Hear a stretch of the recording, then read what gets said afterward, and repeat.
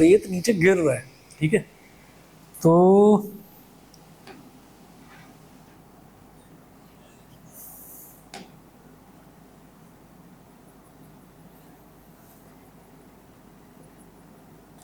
ये रेत ऐसे नीचे गिर रहा है, तो रेत नीचे गिर रहा है, तो यहाँ पर ना इन्होंने बोला है कि sand is pouring from a pipe at the rate of 12 centimetre cube per second. The falling sand forms a cone on the ground in such a way that the height of the cone is always 1/6 of the radius of the base, ठीक है। तो यहाँ पर जब वो रेत गिर रहा है, तो वो रेत गिरकर जो ढेर बना रहा है ना, वो ढेर है कोन की शेप ले रहा है। वो जो ढेर है वो एक कोन की शेप ले रहा है इस तरह से।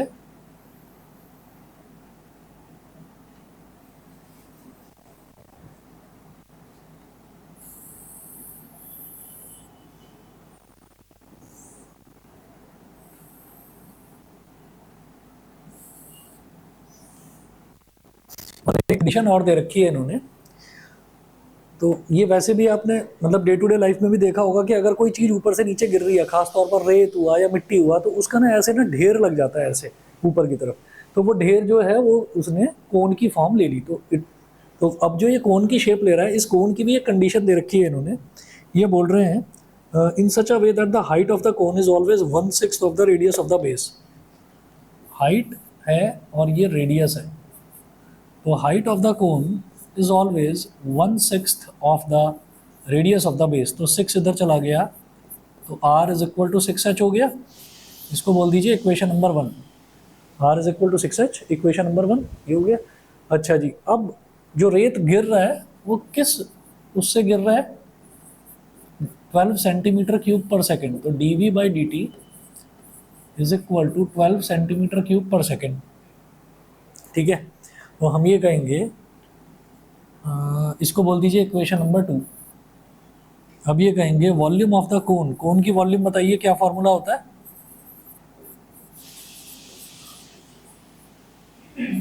इसीलिए लिखवाए थे फॉर्मूले, 1/3 पाई आर स्क्वायर एच, ठीक है।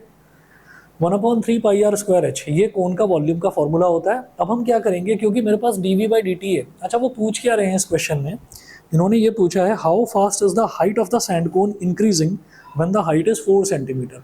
उसकी हाइट कितनी फास्ट इंक्रीज हो रही है, यानी कि rate of change of height पूछ रहे हैं वो।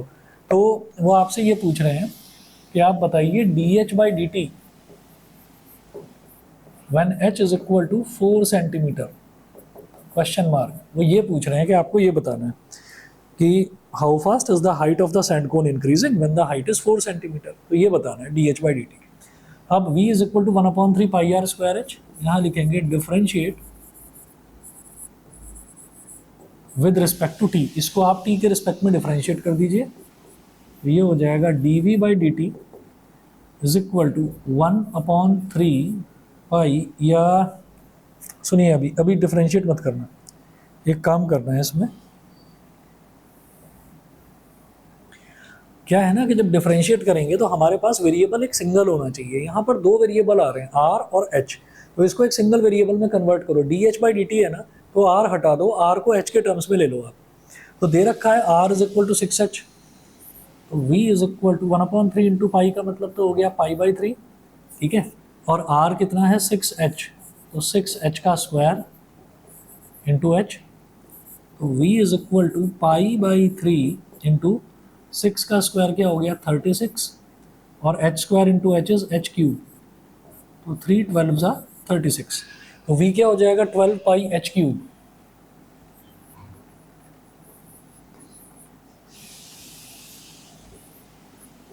v हो जाएगा 12 pi h cube, 12 pi h cube. अब कर दीजिए दोनों तरफ differentiate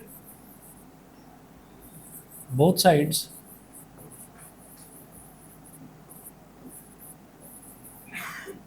with respect to t, दोनों तरफ t के रिस्पेक्ट में डिफरेंशिएट करिए। तो dv by D T is equal to 12 pi तो कांस्टेंट है, एज इट इज रहेगा। h क्यूब का क्या हो जाएगा डिफरेंशियल 3h स्क्वायर, और फिर h का क्या हो जाएगा dh by D t, t के रिस्पेक्ट में dh बाई डी टी।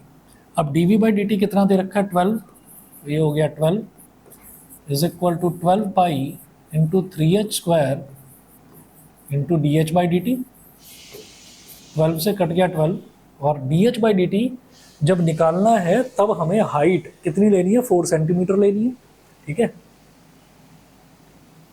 तो इधर 1 बचा, तो ये पाई इंटू 3h² ये इधर आ जाएगा। तो मैं ऐसे कर सकता हूँ कि D H by D T is equal to 1/3πh², 1/3πh²। तो D H by D T at h is equal to 4 centimetre is equal to 1/3π और 4 का स्क्वायर, 4 का स्क्वायर कितना हो गया 16, 16 3 ज़ा 48, तो 1/48π।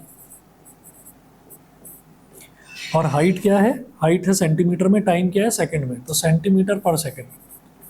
जरा देखो पीछे आंसर यही है, ठीक है, 1/48π सेंटीमीटर पर सेकंड। अच्छा जी, अब ये जो टोटल कॉस्ट और टोटल रेवेन्यू वाले तो बेहद आसान क्वेश्चन है, इसको मैं नहीं करा रहा हूँ, ये छोड़ रहा हूँ। क्वेश्चन नंबर 17 देख लीजिए, जो MCQ है। Question number 17, the rate of change of area of a circle. हाँ जी, ऑनलाइन वाले तीनों बच्चे बता दें, आयुष, रिद्धि, वंशिका, क्लियर है? Yes sir. ठीक, ठीक है।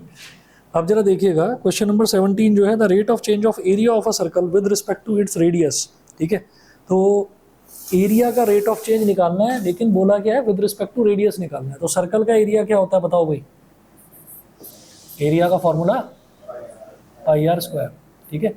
और क्या बोल रहे हैं, the rate of change of area of a circle with respect to its radius, यानी कि इसको टाइम के रिस्पेक्ट में डिफरेंशिएट नहीं करना, इसको रेडियस के रिस्पेक्ट में डिफरेंशिएट करना है, आर के रिस्पेक्ट में। तो यहाँ लिखेंगे differentiating both sides, differentiating both sides with respect to r, दोनों तरफ आप आर के रिस्पेक्ट में डिफरेंशिएट करिए। ये क्या हो जाएगा, d A by d r is equal to, इधर भी d by d r of πr², ये करना है।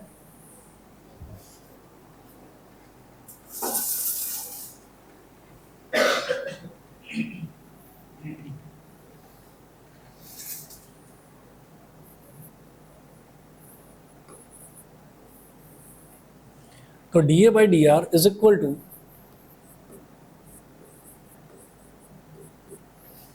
टू, जब इसको डिफरेंशिएट करेंगे तो क्या आ जाएगा, पाई तो एज इट इज रहेगा, r² का क्या हो जाएगा 2π, r² का हो जाएगा 2r, तो ये 2πr बन गया, ये बन गया 2πr। अब वो कह रहे हैं the rate of change of area of a circle with respect to its radius at r is equal to 6 centimetre. तो d A by d r at r is equal to 6 centimetre. आप r की जगह 6 डाल दीजिए, तो 2π into 6 कितना हो गया, 12π सेंटीमीटर। ऑप्शन बी सही है इसका। इन्होंने यूनिट दे नहीं रखी, आप समझ जाएंगे कि यूनिट क्या होगी इसकी, सेंटीमीटर ही होगी। रीजन, ऊपर एरिया है, एरिया की यूनिट सेंटीमीटर स्क्वायर, नीचे रेडियस है, रेडियस की यूनिट सेंटीमीटर, ऊपर सेंटीमीटर स्क्वायर, नीचे सेंटीमीटर, सेंटीमीटर से सेंटीमीटर कट गया तो सेंटीमीटर बचा बस, सही है, ठीक। अच्छा जी, तो ये हुआ क्वेश्चन नंबर 17। 18 वाला मैं छोड़ रहा हूँ, आप अपने आप कर लेना। जब भी आपको टोटल रेवेन्यू दे रखा हो और आपसे पूछा जाता है कि आप मार्जिनल रेवेन्यू निकालें, तो रेवेन्यू को एक बार डिफरेंशिएट कर देना है एक्स के रिस्पेक्ट में। एक्स क्या होता है, नंबर ऑफ यूनिट्स प्रोड्यूस्ड, कोई भी चीज़, साइकिल की फैक्ट्री है तो साइकिल बनेगी, अगरबत्ती की फैक्ट्री है तो अगरबत्ती बनेगी, है ना, वो चीज़ है। एक्स के रिस्पेक्ट में डिफरेंशिएट करना है, तो टोटल रेवेन्यू है, अगर उसको एक्स के रिस्पेक्ट में डिफरेंशिएट करेंगे तो मार्जिनल रेवेन्यू आ जाएगा। ऐसे ही क्वेश्चन नंबर 16 अगर देखोगे तो उसमें भी टोटल रेवेन्यू दे रखा है और मार्जिनल रेवेन्यू पूछेंगे 16 में, क्वेश्चन नंबर 16 में, ठीक है। उससे ऊपर क्वेश्चन नंबर 15 में टोटल कॉस्ट दे रखा है और मार्जिनल कॉस्ट पूछ रहे हैं, तो आपको कॉस्ट को एक्स के रिस्पेक्ट में डिफरेंशिएट करना है, ठीक है ना। तो ये मैं छोड़ रहा हूँ, और कोई क्वेश्चन हो तो बताओ। वैसे हमने लगभग ऑलमोस्ट सारे कर ही लिए हैं इसके, 2-4 मैंने छोड़े थे बीच में, वो ट्राई करिएगा आप लोग। नेक्स्ट टॉपिक मैं स्टार्ट कर रहा हूँ, increasing and decreasing functions. Online वाले बच्चे बताएं भाई, कोई डाउट है क्या फर्स्ट एक्सरसाइज में? हो तो बता देना, नहीं तो चलता हूँ फिर आगे। चलिए जी नेक्स्ट नोट करेंगे इंक्रीजिंग एंड डिक्रीजिंग फंक्शंस। अच्छा भाई मिसलेनियस भी कर लेना, क्वांटिटी एंड डिफरेंशिएबिलिटी की। मिसलेनियस में कहीं कोई डाउट आया तो पूछ लेना मेरे से, ठीक है। तुमने तो शायद कर ली ना, है ना, ठीक है। Increasing and decreasing functions.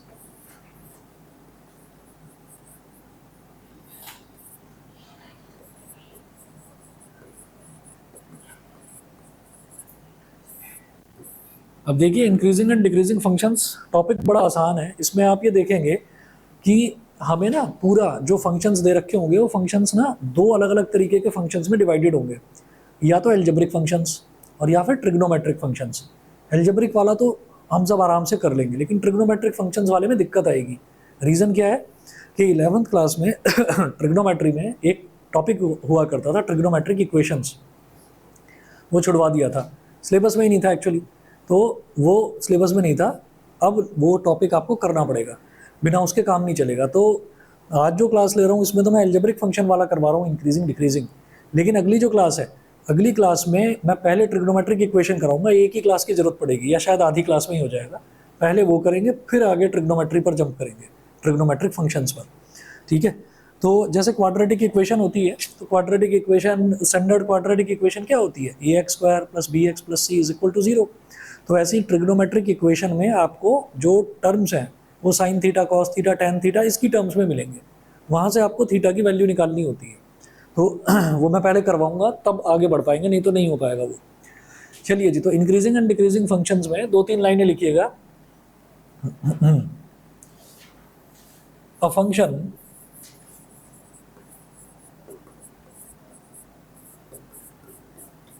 fx is said to be, a function fx is said to be an increasing function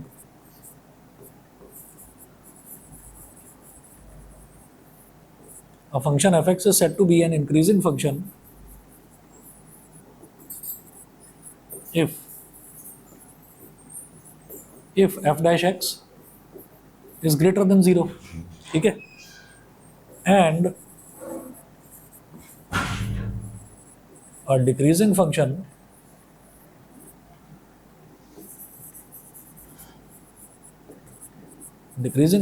if f dash x is less than 0.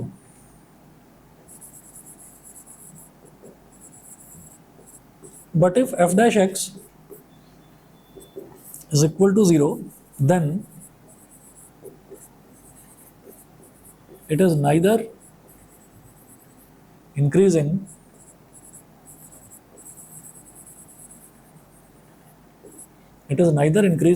nor decreasing.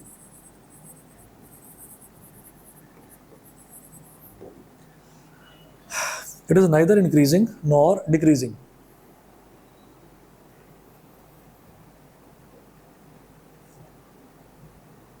Neither increasing nor decreasing, ठीक, बस इतना note करना है। अब जरा इसके questions देखना शुरू करेंगे, ठीक है। क्वेश्चंस दो टाइप के आएंगे।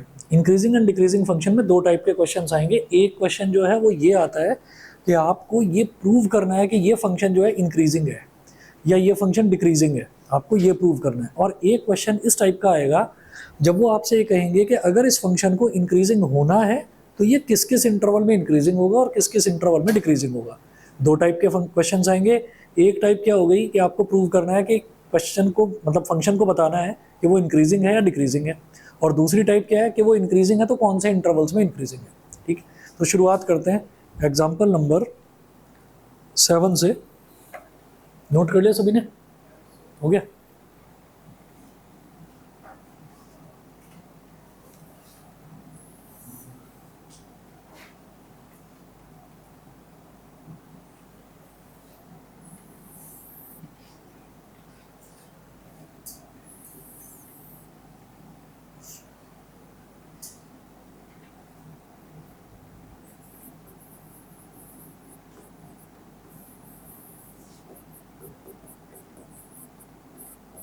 हाँ जी, एग्जाम्पल नंबर 7 देखिएगा।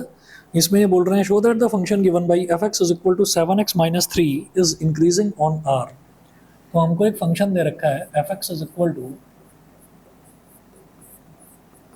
7x माइनस 3, मुझे ये शो करना है कि ये जो फंक्शन है ना ये एक इंक्रीजिंग फंक्शन है, हमको ये शो करना है इंक्रीजिंग। अच्छा क्या लिखा हुआ है, इंक्रीजिंग ऑन आर, मतलब आप सारे रियल नंबर ले लीजिए, पूरे रियल नंबर्स के डोमेन में सब जगह ये इंक्रीजिंग आएगा। इंक्रीजिंग का मतलब क्या है, इसका first derivative F dash x वो जीरो से बड़ा आना चाहिए। तो हम क्या करेंगे, हमें दे रहा है भाई एफ डैश एक्स निकाल लो, एफ डैश एक्स कितना आएगा इसका 7 which is greater than 0, so F x is an increasing function.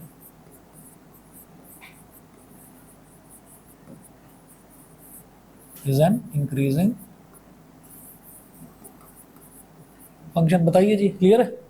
ठीक भाई, हमको फर्स्ट डेरिवेटिव निकालना है ना, तो 7x का डिफरेंशियल क्या होगा, 7 और 3 का डिफरेंशियल क्या होगा 0। तो 7 क्या है, 0 से बड़ा ही तो है, और 7 है क्या, एफ डैश एक्स है। एफ डैश एक्स अगर 0 से बड़ा आ गया तो f x is an increasing function, खत्म हुआ। अगला एग्जाम्पल देखिए 8, एग्जाम्पल नंबर 8 में क्या है, 8 में show that the function f given by f x is equal two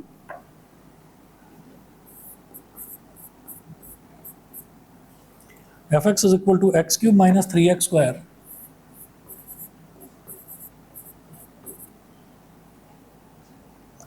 plus 4x। मुझे ये शो करना है कि ये जो फंक्शन दे रखा है ना ये भी एक इंक्रीजिंग फंक्शन है, ठीक है, शो करना है इंक्रीजिंग फंक्शन है। तो जब ये आ गया कि मेरे को ये शो करना है कि ये इंक्रीजिंग फंक्शन है, तो फिर मेरे दिमाग में पहले से ये चीज़ रहेगी कि इसका जो एफ डैश एक्स है फर्स्ट डेरिवेटिव जो है वो 0 से बड़ा ही आना चाहिए, पॉजिटिव ही आना चाहिए। तो वही अप्रोच लेकर चलेंगे। देखिएगा, पहले तो एफ डैश एक्स निकालना है। एफ डैश एक्स क्या हो जाएगा, एक्स क्यूब का डिफरेंशियल क्या होता है 3x स्क्वायर माइनस 3, और एक्स स्क्वायर का डिफरेंशियल क्या है 2x प्लस 4, एक्स का डिफरेंशियल क्या है 1। तो एफ डैश एक्स क्या हो गया 3x square minus 6x plus 4, ठीक है। अब मैं क्या चाहता हूँ, मैं ये चाहता हूँ कि जो एफ डैश एक्स है ये 0 से बड़ा आ जाए, है ना।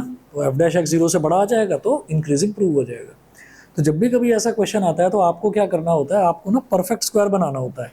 इस एक्सप्रेशन को आप परफेक्ट स्क्वायर बनाएंगे। परफेक्ट स्क्वायर कैसे बनाया जाता है, ये क्वाड्रेटिक इक्वेशन मिल गई।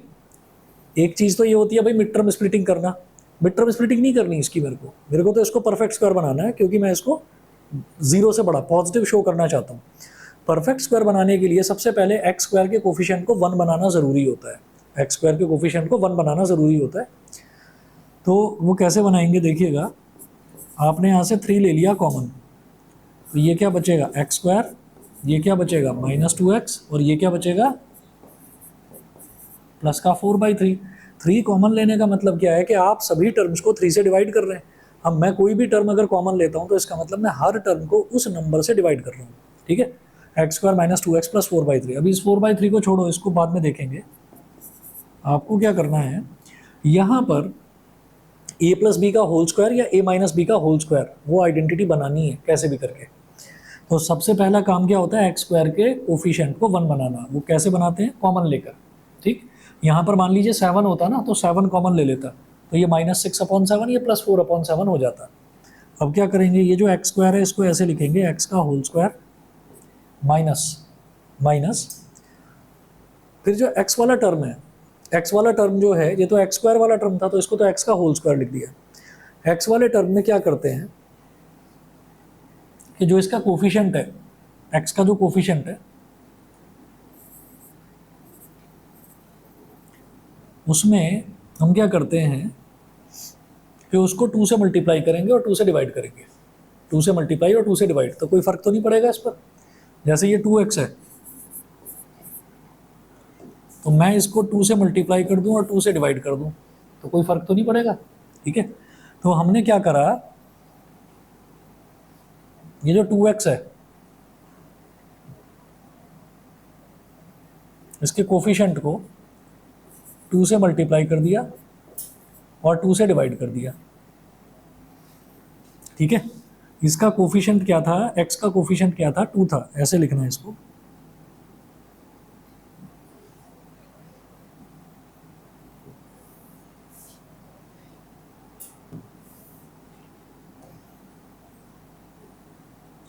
इसका कोफिशिएंट था 2, तो इसको 2 से मल्टीप्लाई और 2 से डिवाइड और फिर लास्ट में जो x है वो तो लिखा रहने दो। ठीक है, यहाँ तक समझ में आ गया? हाँ जी, हाँ ना, करना 2 से ही मल्टीप्लाई डिवाइड है। हाँ, ये याद रखना, 2 से ही मल्टीप्लाई डिवाइड करना है। तो x का कोफिशिएंट क्या है? 2। तो आपने क्या करा, x का कोफिशिएंट 2 तो ये लिखा हुआ, इसको 2 से डिवाइड करा है, 2 से मल्टीप्लाई करा है। अब ये जो डिवाइड करा गया है ना, क्या चीज़? कोई भी डिजिट हो, x के साथ जो चीज़ मल्टीप्लाई हो रही है उसको आपको 2 से मल्टीप्लाई और डिवाइड करना है। अब आप एक ही सेकंड में समझ जाएंगे कि ऐसा मैं कर क्यों रहा हूँ। ये 2 से 2 कट गया, ये क्या हो गया? X square minus 2 into x into ये वाई है, ये वाई है। अब आपको क्या करना है? वाई का स्क्वायर यानी कि 1 का स्क्वायर ऐड करना है और 1 का स्क्वायर ही सब्ट्रैक्ट कर देना है। मेरी बात समझ में आ गई? तो इससे बना क्या? ये x square plus y square minus 2xy, ये हो गया। तो ये क्या हो जाएगा? एक्स माइनस वाई का होल स्क्वायर। आइडेंटिटी लग गई। ठीक है, तो ये 1 स्क्वायर था तो नहीं, तो जबरदस्ती 1 स्क्वायर ऐड कर दिया, तो जबरदस्ती 1 स्क्वायर सब्ट्रैक्ट भी कर दिया। तो एक्सप्रेशन तो वैसा का वैसा ही बना रहा, लास्ट में 4/3 या 4/3 लिख दो। बताइए जी, समझ गए? तो परफेक्ट स्क्वायर जब भी बनाया जाता है, परफेक्ट स्क्वायर इसी तरह से बनाया जाएगा। ठीक है, कैसे करेंगे कि पहले एक्स स्क्वायर का जो कोफिशिएंट है उसको 1 बनाना है। कैसे बनाना है? 1 कॉमन ले लो, जो भी टर्म मल्टीप्लाई ये रही है, इधर 3 हो रहा है मल्टीप्लाई, 3 ले लिया कॉमन। ठीक है, अब ये क्या हो गया? ये हो गया एक्स का स्क्वायर। फिर जो एक्स का जो कोफिशिएंट है उसको 2 से मल्टीप्लाई, एक्स का कोफिशिएंट ये लिखा हुआ है ना, ये 2x है, तो एक्स का जो कोफिशिएंट है उसको 2 से मल्टीप्लाई, 2 से डिवाइड, नेगेटिव साइन यहाँ पर था ही। तो जब मैंने 2 से डिवाइड करा है उससे मुझे क्या मिलेगा? उससे मुझे y मिल जाएगा। ठीक है, तो x square minus 2xy, x square minus 2xy तो मिल गया, तो प्लस वाई स्क्वायर और चाहिए, तो प्लस वाई यानी कि प्लस 1 का स्क्वायर, और जब प्लस जबरदस्ती करा है तो फिर y माइनस भी करेंगे। ठीक है, अपने आप ही तो लेकर आ गए इसको, समझ गए? ठीक, अच्छा जी, अब क्या करेंगे? ये जो 3 टर्म्स हैं, ये इतना, ये क्या हो गया? x माइनस 1 का होल स्क्वायर, तो इधर लिख रहा हूं मैं,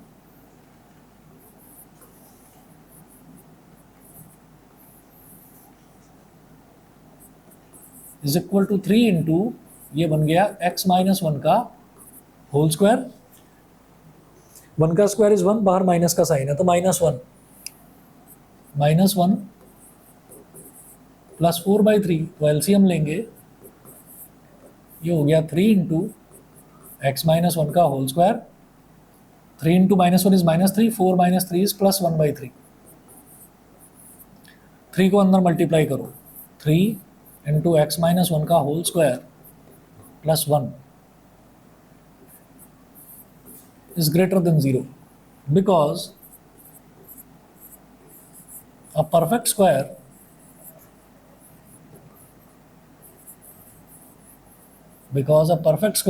is always positive. x minus 1 का होल स्क्वायर, ये बनाया ही होल स्क्वायर इस वजह से ताकि मुझे पता चल जाए कि भाई होल स्क्वायर वाली टर्म है वो हमेशा पॉजिटिव है। जब वो हमेशा पॉजिटिव है, उस पॉजिटिव को 3 में मल्टीप्लाई कर दिया तो वो तो 3 टाइम्स पॉजिटिव वैल्यू आ गई, उसमें भी 1 ऐड कर दिया तो इसका मतलब बड़ी पॉजिटिव वैल्यू बन गई एक। ठीक है, ग्रेटर देन 0 है। ठीक, तो a perfect square is always positive, positive into positive 3 is positive, उसमें भी 1 ऐड कर दिया तो वो पॉजिटिव ही रहा। That is f dash x is greater than 0. So fx is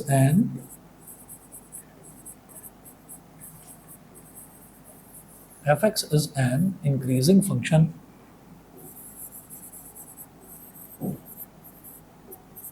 fx is an increasing function, यही हमको प्रूव करना था, समझ गए होंगे? सही है भाई? किसमें? स्ट्रिक्टली इंक्रीजिंग और इंक्रीजिंग एक ही बात है, हाँ कुछ वो नहीं है। ठीक है, बताइए भाई, क्लियर है? वंशिका, आयुष, रिद्धि? Yes sir. ठीक है जी, आगे चलते हैं। एग्जाम्पल नंबर 9 देखेंगे। Prove that the function given by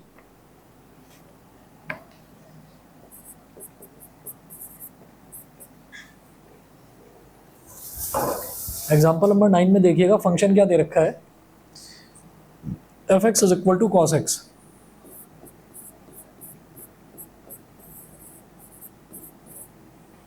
f x is equal to cos x is a part है decreasing in 0 comma pi, b part है increasing in pi comma 2 pi, और c part है neither increasing not decreasing in 0 comma 2 pi.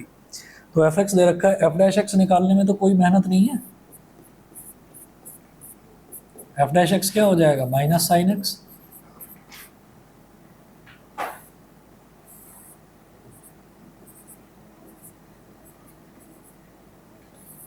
Zero degree, 90 degree, 180 degree, 270 degree. 90 degree का मतलब हो गया पाई by 2, 180 degree का मतलब हो गया पाई, 270 डिग्री हो गया 3 पाई बाई 2, और इधर 0 डिग्री को इसको 2 पाई भी बोल देते हैं, 360 डिग्री। ठीक है, तो अब हम ये जानते हैं कि 0 से पाई तक, 0 से पाई तक यहाँ पर ऑल पॉजिटिव, यहाँ पर साइन पॉजिटिव, यहाँ पर टेन पॉजिटिव, यहाँ पर कॉस पॉजिटिव। ठीक, तो फर्स्ट पार्ट में ये बोल रहे हैं, ए पार्ट में, कि this function is decreasing in 0 comma pi. ये फंक्शन 0 कॉमा पाई में एक घटता हुआ फंक्शन होगा, एक डिक्रीजिंग फंक्शन होगा। कैसे करेंगे,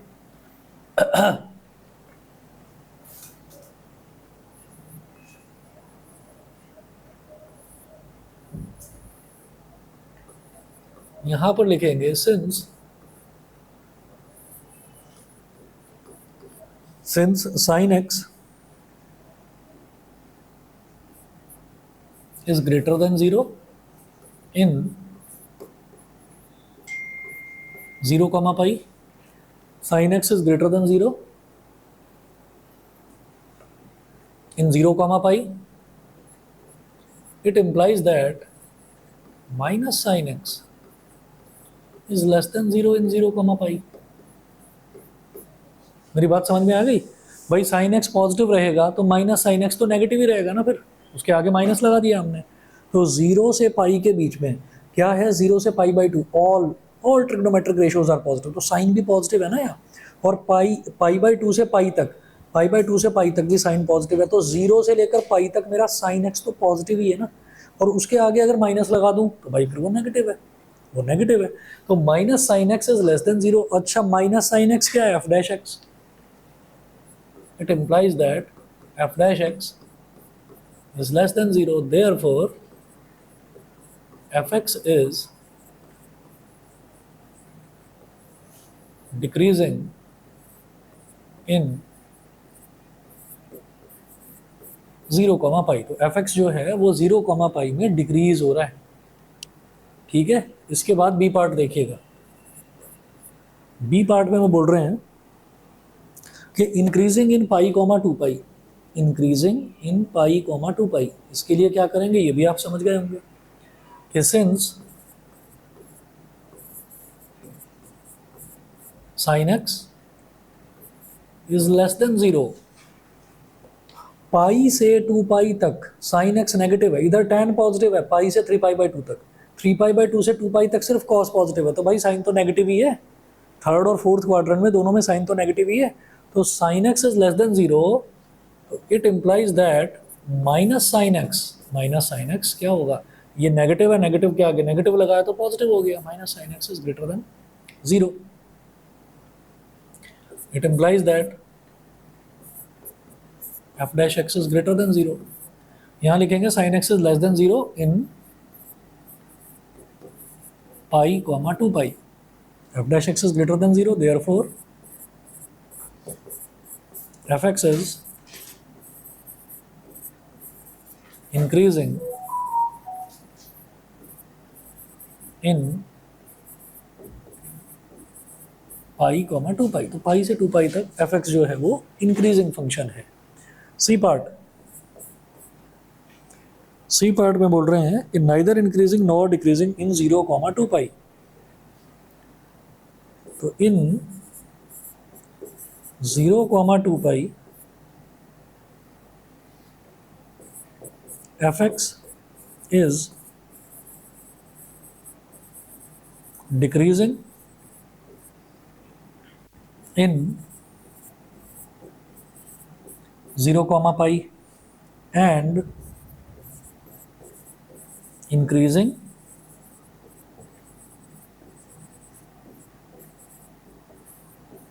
इन पाई कॉमा 2 पाई। तो ओवरऑल अगर कहा जाए कि 0 से पाई, 0 से 2 पाई तक बताओ इंक्रीजिंग होगा या डिक्रीजिंग होगा, हम कहेंगे नहीं भाई बार बार चेंज हो रहा है, 0 से पाई तक डिक्रीज कर रहा है और पाई से 2 पाई तक इंक्रीज कर रहा है। Therefore F x is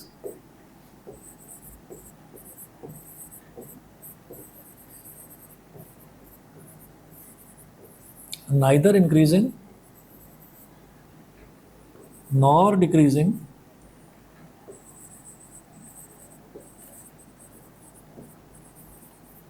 in 0,2 पाई। तो 0,2 पाई में एज अ होल क्या ये इंक्रीज कर रहा है या क्या ये डिक्रीज कर रहा है, हम कहेंगे नहीं भाई कुछ नहीं कर रहा है। ठीक है, तो यही चीज़ पूछी गई थी। इसके बाद एग्जाम्पल नंबर 10, एग्जाम्पल नंबर 10 ये अलग टाइप का, इसमें क्या है हमको ना इंटरवल्स निकालने हैं। ठीक है, 1 मिनट में आया, इंटरवल्स निकालने वाला क्वेश्चन है।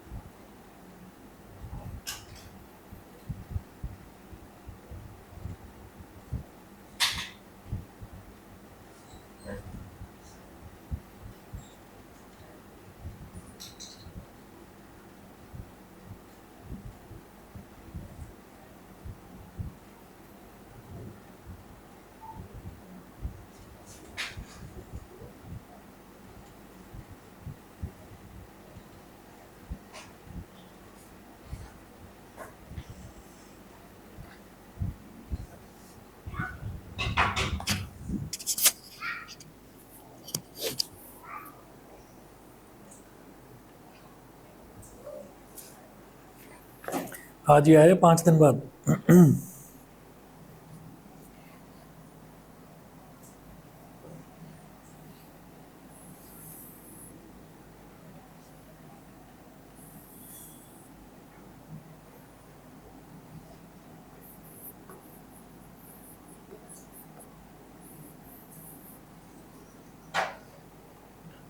एग्जाम्पल नंबर 10 देखिएगा, find the intervals in which the function f given by f x is equal to x square minus 4x plus 6 is increasing और डिक्रीजिंग। तो जब भी कभी हमसे इंटरवल्स पूछे जाते हैं ना, तो इंटरवल्स जब पूछे जाते हैं तो हम क्या करते हैं, एफ डैश एक्स निकालते तो हैं, एफ डैश एक्स निकाल के उसको 0 के बराबर रखते हैं। तो देखिएगा f x is equal to x square minus 4x plus 6।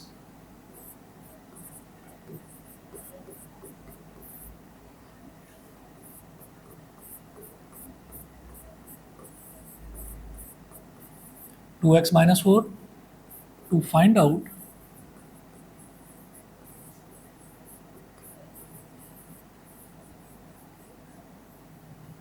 the critical points,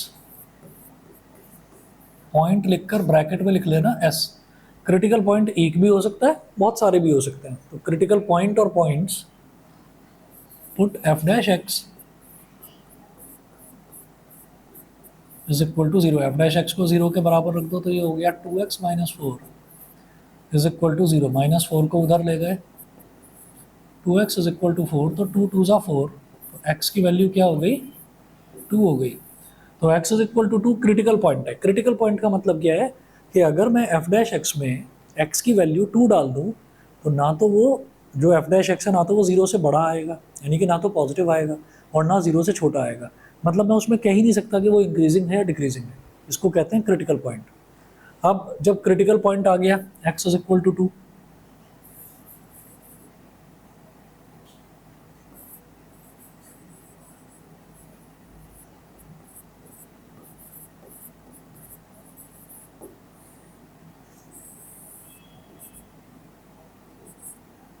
ये हो गया माइनस इन्फिनिटी, ये हो गया प्लस इन्फिनिटी, ठीक है।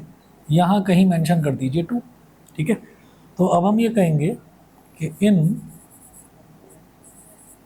माइनस इन्फिनिटी कॉमा 2, तो अब मेरे पास ना दो इंटरवल्स हैं, एक है माइनस इन्फिनिटी कॉमा 2 और एक है 2 कॉमा इन्फिनिटी। तो x जो है वो इन्फिनिटी और माइनस इन्फिनिटी के इक्वल तो कभी होता ही नहीं है, ठीक है। और क्रिटिकल पॉइंट के भी इक्वल नहीं होगा, क्योंकि क्रिटिकल पॉइंट के इक्वल अगर हो गया तो एफ डैश एक्स 0 आ जाएगा। तो मैं फिर इंक्रीजिंग या डिक्रीजिंग कुछ बता ही नहीं सकता। नहीं, क्रिटिकल पॉइंट का मतलब ये है कि उस पॉइंट से इधर कुछ और वैल्यू होगी और इधर कुछ और वैल्यू होगी। मतलब हो सकता है इधर डिक्रीजिंग हो और इधर इंक्रीजिंग हो, या इधर डिक्रीजिंग और इधर इंक्रीजिंग हो, कुछ भी हो सकता है। तो हम क्या करेंगे, इन माइनस इन्फिनिटी कॉमा 2, तो माइनस इन्फिनिटी कॉमा 2 में आप ये कहें 2 से इधर वाली कोई वैल्यू ले लो, तो 1 ले लो, let x is equal to 1 ले लो, 0 ले लो, नेगेटिव में ले लो, जो आपका मन करे वो ले लो, कोई भी वैल्यू ले लो और एफ डैश एक्स निकालो यहाँ पर। तो मैं क्या करूँगा, मैंने x की वैल्यू 1 ले ली, तो मैं यहाँ निकालूंगा एफ डैश 1, एफ डैश 1, ये क्या हो जाएगा, x की जगह 1 डालना है, तो 2 इंटू 1 -4, तो 2 - 4 इज -2 इज लेस देन 0, ठीक है। तो ये लेस देन 0 आ गया। लेस देन 0 का मतलब क्या है, देयरफॉर fx इज डिक्रीजिंग। भाई फर्स्ट डेरिवेटिव 0 से छोटा आ रहा है, तो फर्स्ट डेरिवेटिव जब 0 से छोटा यानी कि नेगेटिव आ रहा है तो वो डिक्रीजिंग फंक्शन है। तो fx is decreasing in minus infinity comma 2, in minus infinity comma 2, ठीक है। Similarly in 2 comma infinity,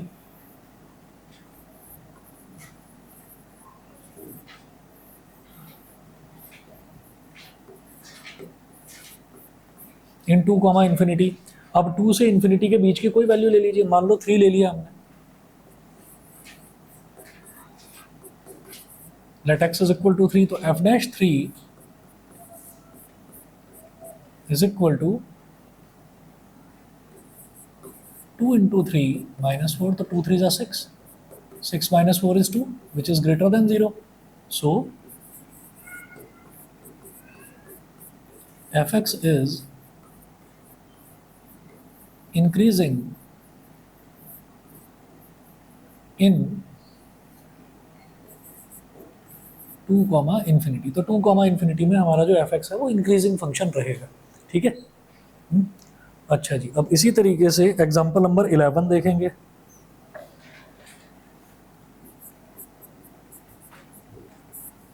example number 11, procedure same रहने वाला है।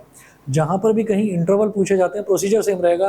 एफ डैश एक्स निकालेंगे, एफ डैश एक्स निकालने के बाद उसको एफ डैश एक्स को 0 के बराबर रखकर एक्स की वैल्यू या वैल्यूज़ निकालेंगे, एक वैल्यू या दो वैल्यू या तीन वैल्यू, जितनी भी वैल्यूज़ हैं वो आएंगी। वो निकालने के बाद में फिर उसको नंबर लाइन पर प्लॉट करेंगे, फिर देखेंगे कि इंटरवल्स कितने हैं। एक वैल्यू है तो एक और दो इंटरवल्स बनेंगे, दो वैल्यूज़ हैं तो 3 इंटरवल, 3 वैल्यू हैं तो 4 इंटरवल, मतलब इंटरवल एक बढ़ जाता है, ठीक है।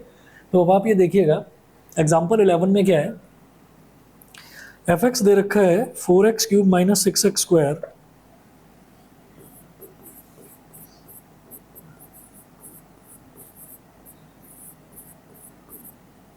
4x³ - 6x² -72x + 30, -72x + 30 ये दे रखा है एफ एक्स। अब वो कह रहे हैं कि आपको ये बताना है कि ये कहाँ इंक्रीज़ कर रहा है फंक्शन और कहाँ डिक्रीज़ कर रहा है। तो एफ डैश एक्स क्या हो जाएगा भाई, 4 तो एज इट इज, x³ का क्या हो जाएगा 3x² -6 as it is, x² का क्या हो जाएगा 2x -72 as it is, x का क्या हो गया 1 और 30 तो कांस्टेंट है इसका 0, तो एफ डैश एक्स 4 3 ज़ा 12x square minus 12x minus 72, ठीक है। इसको बोल दीजिए इक्वेशन नंबर 1। ये हमारा फर्स्ट डेरिवेटिव आ गया। अब क्या करना होता है, क्रिटिकल पॉइंट फाइंड आउट करना है। To find out the critical points,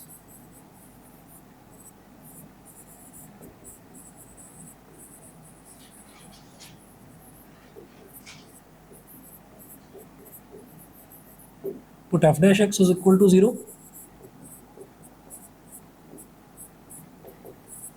f dash x को 0 के बराबर रखो तो क्या हो जाएगा, 12x स्क्वायर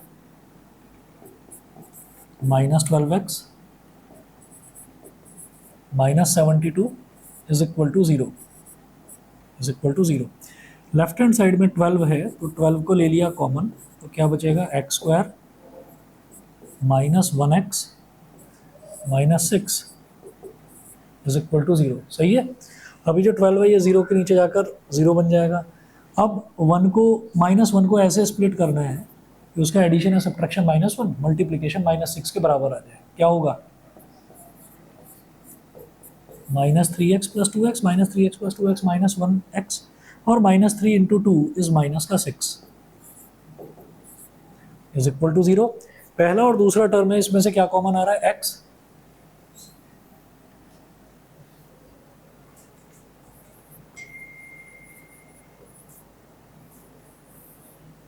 तो इसमें से मैंने x कॉमन ले लिया तो ब्रैकेट में क्या बचेगा, x - 3,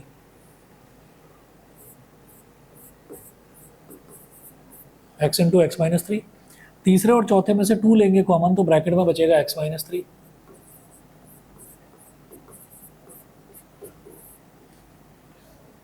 तो ये हो गया x - 3 × x + 2 is equal to 0। तो x - 3 इज इक्वल टू 0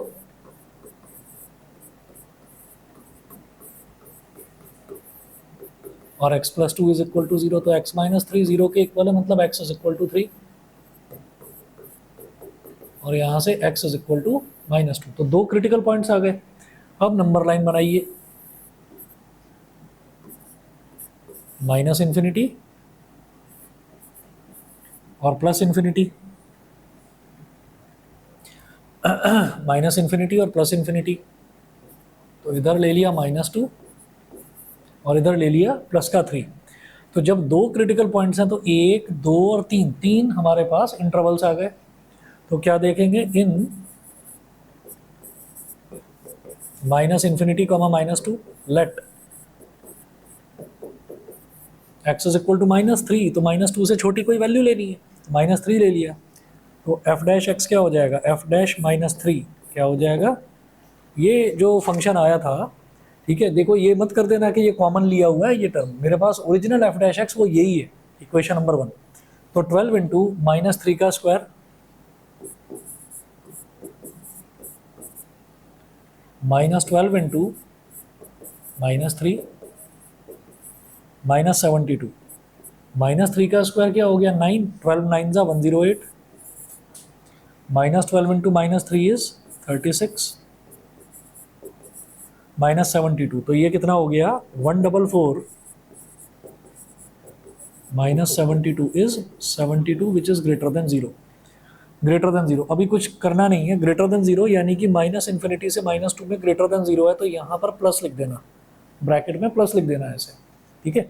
फिर क्या करें, इन -2, 3,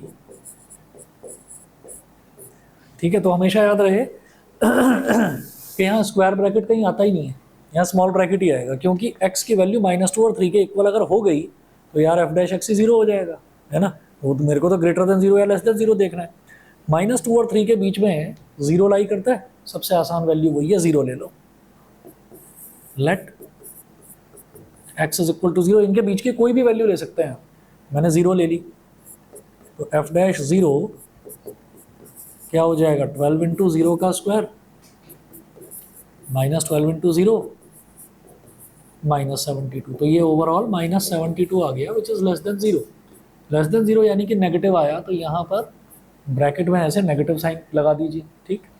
ऐसे ही तीसरा लो, इन 3 कॉमा इन्फिनिटी। तो 3 कॉमा इन्फिनिटी की जब बात करेंगे तो यहाँ पर लिखिएगा let x is equal to 4, तो f डैश 4 12 इंटू 4 का square minus 12 into 4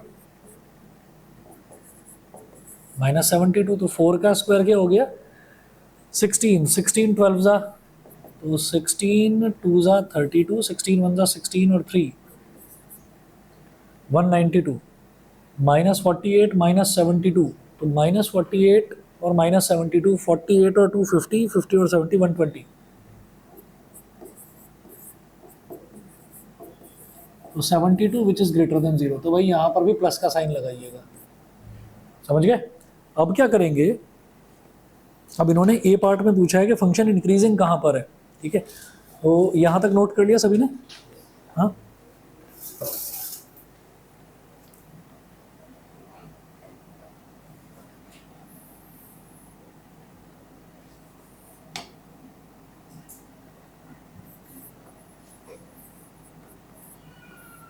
A part fx is increasing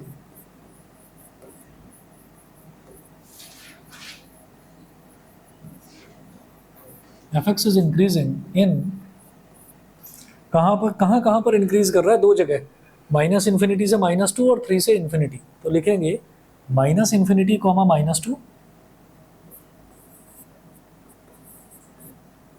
union 3 comma infinity. यहाँ तो इंक्रीज कर रहा है, और बी पार्ट है fx इज डिक्रीजिंग इन -2,